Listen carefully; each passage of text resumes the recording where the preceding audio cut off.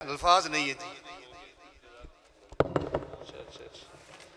अल्हम्दुलिल्लाहि रब्बिल आलमीन वस्सलातु वस्सलामु अला अशरफिल अंबिया वल मुरसलीन नबीना मोहम्मद व अला आलिहि व सहबिहि अजमईन। इको बंद कर दे। मैंने लिखा तो बहुत ज़्यादा था, लेकिन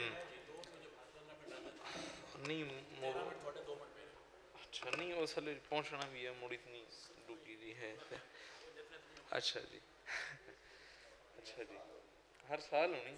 अच्छा, तो मैं सबसे पहले तो डॉक्टर फैसल साहब को मुबारकबाद पेश करता हूँ। उन्होंने इस किस्म का प्रोग्राम अरेंज किया। इसमें जिसे कहते हैं कि जितना मैं जोगा उतनी मैंने भी इनकी थोड़ी बहुत हेल्प की। वो कोई हेल्प नहीं है, बाकी मुझसे पहले डॉक्टर हाफिज़ सदुल्ला साहब, आरबी साहब, असद ताहिर साहब और डॉक्टर ग़ुलाम रहमानी जप्पा साहब और दीगर लोगों ने, बिलखसूस अल्ताफ़ साहब ने और खालिद साहब ने बड़ी अच्छी तरीके से महफ़िल को यहाँ तक पहुँचाया है। अभी मुझे कहा गया था कि आप यहाँ सदारत करेंगे। सदारत तो कोई नहीं मैं कर सकता और ना ही मैं इस अहल हूँ।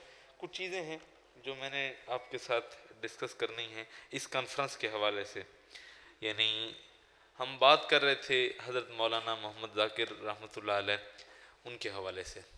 तो आप थोड़ा इधर आ जाएं, मैं थोड़ा ना उससे डिस्टर्ब हो रहा हूँ। असद ताहिर साहब ने जो समा बांधा है और जो एक दिल के वो दरवाज़े खोल दिए हैं, बल्कि दिल के अंदर जो एक बरसात होती है रूहानियत की, वो इनकी बातों से वो शुरू हो गई है। अब मज़ीद बंदा करे और कहे तो क्या कहे। अब मैं सिर्फ ये, अब बाकी सारी चीज़ें छोड़ देता हूँ। बड़ा ज़्यादा लिखा था। फैसल साहब ने कहा दूसरा सफ़ा कर लें, मैंने कहा नहीं इसी पे कुछ लिखते हैं थोड़ा बहुत। सिर्फ दो तीन चीज़ें जो हैं वो मैं अर्ज़ करना चाहूँगा। सबसे पहले ये है कि जो हज़रत मौलाना मोहम्मद ज़ाकिर रहमतुल्लाह अलैह के नाम की आज हमने कॉन्फ्रेंस की, इतने आप सब लोग तशरीफ़ लाए और मुझे इंतहाई खुशी हुई जब हमारे राव मंजूर साहब अंदर तशरीफ़ लाए। तो मुझे देख के एक बहुत ही इनको देख के ही एक अजीब सी खुशी महसूस हुई। मैं अब बयान नहीं कर सकता। इतने बड़े और भी जिनके नाम नहीं मैं ले सकता, ले तो सकता हूँ लेकिन टाइम नहीं लेने देगा। वो सारे तशरीफ़ लाए। ये सारा इसके पीछे भी एक बात होनी चाहिए। असल में हर कौम जो होती है ना, वो अगर अपने हीरोज़ को एक्नॉलेज ना करे ना, जो उनके जो मोहसिन होते हैं उनको अगर वो एक्नॉलेज ना करे, तो वो कौम में फिर जो है उनको नए हीरो नहीं मिलते। उनको नए फिर हीरो नहीं मिलते। वो जो हो चुका वो हो चुका। उनके साथ फिर खैर वाला मामला नहीं होता। उनके साथ फिर और तरीके से कुफरान नेमत का जो नतीजा निकलता है वो उनके साथ उनको देखना पड़ता है। तो मैंने बस लंबी बातें करनी थी। आज हमारे इलाके के बड़े असातिज़ा और सारे अहले इल्म लोग इकट्ठे हुए थे। मैं चाह रहा था कि उनको मैं बताऊं कि जामे मोहम्मदी में रिसेंटली क्या हो रहा है और हम क्या क्या और करने जा रहे हैं। जी अच्छा जी जी। तो यानी इसमें ये जो स्टेज पे लोग बैठे हैं, इसमें यकीनन तमाम इंडिविजुअली मैं बिला मुबालगा कहूँगा इस सारे सफ़र के अंदर ना बिल्कुल हरावल दस्ते की हैसियत रखते हैं जो स्टेज पे बैठे हुए हैं। तो इनसे भी आप बेशक फ़र्दन फ़र्दन पूछ सकते हैं, ये वाकिफ़ है। मैं बहुत मेन चीज़ें जो है ना वो अर्ज़ करूँगा। बात असल में यह है कि जो हज़रत मौलाना मोहम्मद ज़ाकिर रहमतुल्लाह अलैह का विज़न था ना, वो इंटरनेशनल विज़न था। और हम जो लोग थे ना, हम इंटर विलेज लेवल के लोग भी नहीं हैं। वो हम समझ नहीं सके ना उनको, और न ही अभी तक समझने से कासिर हैं। तो सबसे पहले जो मैंने कोशिश की है वो इस किस्म के प्रोग्रामात के ज़रिए पहले उस विज़न को जो है ना समझने की कोशिश की जाए। कुछ लोगों को ना, यानी हमने यहाँ पर 4-5 इंटरनेशनल लेवल के लोगों को बुलाया यहाँ पे मोहम्मदी शरीफ में, अपने उलमा को, आइम्मा को, खुतबा को उनके सामने बैठने का मौका दिया। मैंने ये देखा कि यहाँ पर ना वो अभी तक वो जो है ना हेजिटेशन, और वो जिसे कहते हैं ना कि एरोगेंस बल्कि कहना चाहिए, वो अभी तक वो बहुत ज़्यादा है, उसको सबसे पहले कम करना है, उसको थोड़ा सा जो है ना उसकी बजाय उसकी जगह पर रिप्लेस करना है टॉलरेंस को हमने, और अफेक्शन को हमने उसके साथ रिप्लेस करना है। तो उसको मैंने कोशिश किया। हमने तकरीबन जामिया मोहम्मदी शरीफ में इन तमाम हजरात ने मिल के अभी तक जो 4-5 बड़े प्रोग्रामात करवाए हैं, उसका जो सबसे मुझे बड़ा बेनिफिट ये हुआ है कि हमें ना जो दाढ़ी वाले हैं ना, उनको बगैर दाढ़ी वालों को सुनने का भी यानी हौसला और मौका, ये आप ये ना समझें कि ये पता नहीं क्या बात कर, ये बात है और ऐसा लोग तैयार नहीं होते। अभी रिसेंटली हमने एक नई वर्कशॉप शेड्यूल की है जो 27 से 29 तारीख तक हो रही है। उसमें मैंने 4-5 बड़े जो पाकिस्तान लेवल के बल्कि इंटरनेशनल लेवल के एजुकेशनिस्ट, जिनमें से हमारी यूनिवर्सिटी के रेक्टर या वाइस चांसलर कह सकते हैं, वो यकसान निसाब तालीम की जो मेन बॉडी है उसका वो हिस्सा हैं और उसमें वो बड़े एक्टिव हिस्सा हैं। इस तरह के और बहुत लोग जिनका मैं वक्त मैं बस हवास बाख्ता सा हुआ खड़ा हूँ, अब आपको किसी सीक्वेंस से बगैर ही बातें सुना रहा हूँ। उसके बाद जो मैं आपको बताऊं, 4 और 5 दिसंबर को जामिया अल अज़हर के एक वफद, आला सतही वफद, जिसमें उनके सारे फुल प्रोफेसर, उनमें से 4 लोग जो हैं वो फुल प्रोफेसर हैं उधर यूनिवर्सिटी के मिस्र के, उनको मैंने यहाँ दावत दी है। वो आके यहाँ पर उलमा के साथ इंटरेक्शन करेंगे, हम एक वो करेंगे अज़हर के उलमा के साथ, और ये सिलसिला अब ये नहीं है कि एक दफ़ा आ गया बस ख़त्म।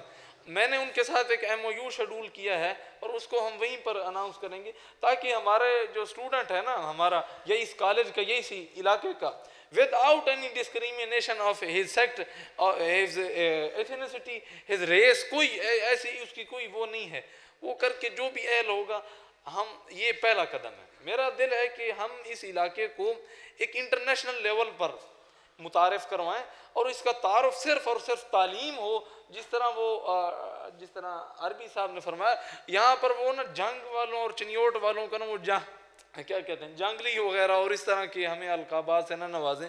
यहाँ से देखें कितने बड़े बड़े लोग हैं जो एक हमारे मुल्क के आला सतही जो निज़ाम है उसका हिस्सा हैं, लेकिन ये अपनी जगह पर एफर्ट कर रहे हैं। लेकिन जो मौलाना का विजन है उसको मैंने लेकर चलना है, आपने लेकर चलना है।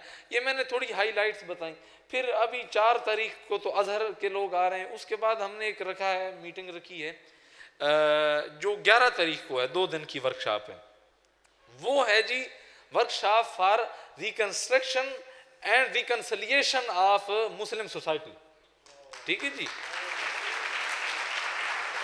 और वो सारी चीज़ों का फोकस जो है वो उलमा किराम है, उलमा किराम, आप सब उसका हिस्सा है, but specially our emphasis on उलमा इज ऑन उलमा, बिकॉज लोग हमारी उस तरीके से बात इतनी तवज्जो से नहीं सुनते जितनी उलमा की सुनते हैं।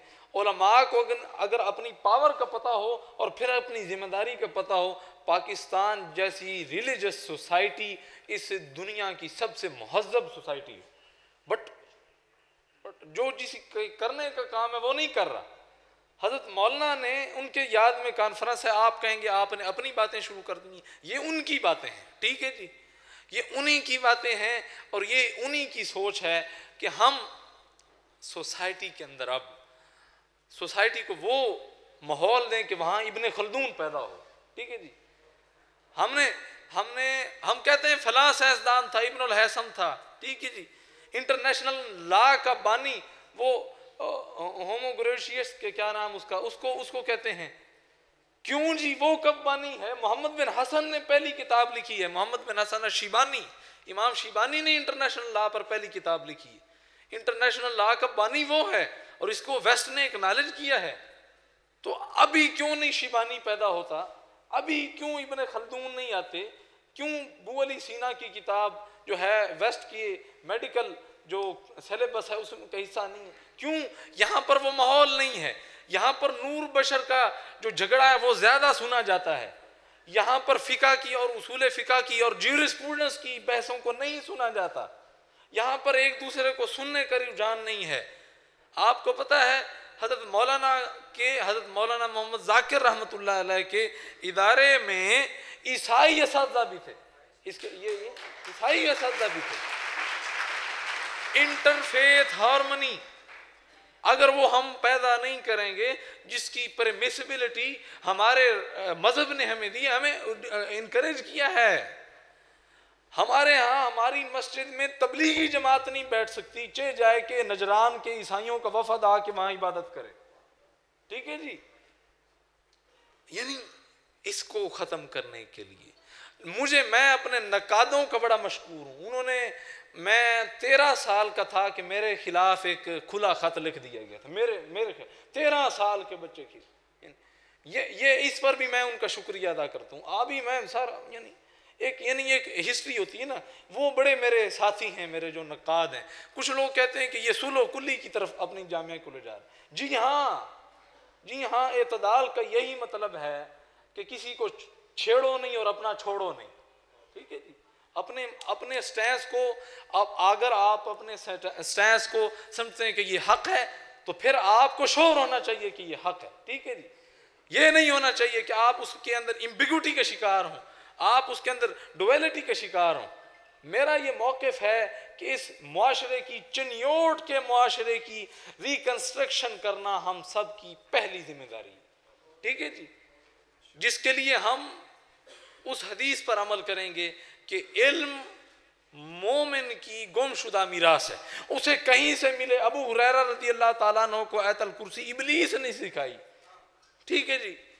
तो अगर हम वेस्ट के नॉलेज से, अगर हम जो यूरोप का नॉलेज और बहुत ज़्यादा है, हमारी सोच से ज़्यादा है, उससे अगर हम इस्तेफादा करने की राहें खोलते हैं, अपने बच्चों को उधर भेज। मैंने भी एक स्टेप लिया कि अपने जामिया के चंद स्टूडेंट्स को इंटरनेशनल इस्लामिक यूनिवर्सिटी में एडमिशन दिलवाया।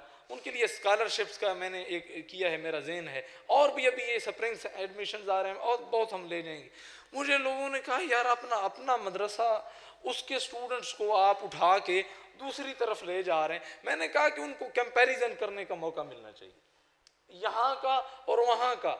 हमारे यहाँ पर वकला की बात की जाए तो उनको जूरिस्प्रूडेंस का कोई नहीं पता, डॉक्टरों की बात की जाए तो उनको मेडिको लीगल पर्सपेक्टिव से कुछ नहीं पता। मतलब कुछ भी, हम जो हमारे काम करने के हैं, हम सिर्फ इसलिए नहीं कर पाते कि हमारे पास कॉन्ट्रास्ट मौजूद नहीं होता, आगे से उसकी कोई, यानी जिसे कहते हैं ना कि एग्जैक्ट अपोजिट चीज़ नहीं मौजूद होती। अगर आपको रोशनी की अहमियत का पता करना है तो अंधेरे को देखिए, ठीक है जी। अंधेरे को देखने से आपको पता चलेगा कि जनाब रोशनी की क्या अहमियत है। तो ये एक दो चीज़ें हैं। और आप कहेंगे कि आप वहाँ से उठें और बिल्कुल जज्बाती तरीके से, भाई जज्बाती तरीके से नहीं, जो दिल से बात की जाए ना, उसके लिए कोई मैनर रिक्वायर्ड नहीं होते, ठीक है जी। दिल से मेरी ये ख्वाहिश है कि ये सारी चीज़ें मैंने छोड़ दी। ये आप कभी फिर अगर आपने मौका दिया, अपना वक़्त दिया, तो मैं तफसील से अपने कुछ प्रोजेक्ट्स आपके सामने रखना चाहता हूँ कि कर क्या रहे हैं और करेंगे क्या, ठीक है जी। एम हमारा वही मौलाना मोहम्मद जाकिर वाला है। यार आप उनकी शक्ल तो देखें ना, उनकी यानी उनकी शक्ल से हमदर्दी, अफेक्शन और मोहब्बत दिखाई देती है। क्या हमारे मज़हब, जो हमने मज़हब अपनाया हुआ है, जो हमने पॉलिटिकल अपनी आइडियोलॉजी, अपना मैनिफेस्टो अपनाया हुआ, क्या वो अफेक्शन के साथ कुछ भी उसको ताल्लुक़ है? कुछ भी उसके साथ उसको कोई वास्ता और ताल्लुक़ है? नहीं है। आपको पता है नबी मुकर्रम सल्लल्लाहु अलैहि वसल्लम, आप सब उलमा है, आप सबको पता है, आपके हुलिया मुबारक को देखें। आपके हुलिये को देखकर वो मौलाना अहमद रज़ा ख़ान ने क्या ज़बरदस्त शेर कह दिया था। मैं इसी पर ख़त्म करता हूँ बात को कि जिसकी तस्की से रोते हुए हंस पड़े, उस तबस्सुम की आदत पे लाखों सलाम जी। तो क्या हमारे रवैये ऐसे हैं कि रोते हुओं को हंसाएं, जाहिलों को पढ़ाएं? मार अल्ताफ़ साहब बरवाना, इनका यार, उनकी तख़य्युल की मैं इनको बहुत दाद दूंगा, जितनी दाद दी जाए। ये हमारे मैन ऑफ द मैच हैं आज के। इन्होंने वो जो और उसके अलावा अगर आप मेरी बातों को दीवाने का ख्वाब कह रहे हैं कि चिन्योट जैसे इलाके जिसको ये लोग नहीं जानते कि ये डिस्ट्रिक्ट है। मैंने अपने रेक्टर्स के साथ बात की, उसकी जनरल नॉलेज की कमी हो सकती है, उसको लगा कि चिन्योट फैसलाबाद की तहसील है। मैंने कहा सर ये 2008 में अलग जिला बन चुका है, बट कोई यूनिकनेस और बड़ी इंटरनेशनल किस्म की पहचान नहीं है। बहुत लोग बहुत हैं लेकिन वो चिन्योट की पहचान नहीं है। हम यहाँ से अपने इलाके से एक beacon of light, beacon house नहीं, beacon of light of guidance given by Allah almighty, उसको हमने ऊपर लेके आना। तो यानी इसी बात पे मैं इख्तिताम करूँगा और उसके बाद ये कहूँगा कि आप कह रहे हैं कि इतनी बड़े बड़े दावे करके आप चले जाते हैं। मैं आपको कहता हूँ कि अगर आपको इस पर एतराज़ है कि ख्वाब मैं क्यों देख रहा हूँ, एतराज़ नहीं वैसे बात कर रहा हूँ, सवाल है ख्वाब क्यों देख रहा हूँ, तो असद ताहिर साहब की तकरीर एक दफ़ा रिकॉर्डिंग होगी, उसे दोबारा सुन लीजिएगा बस, ठीक है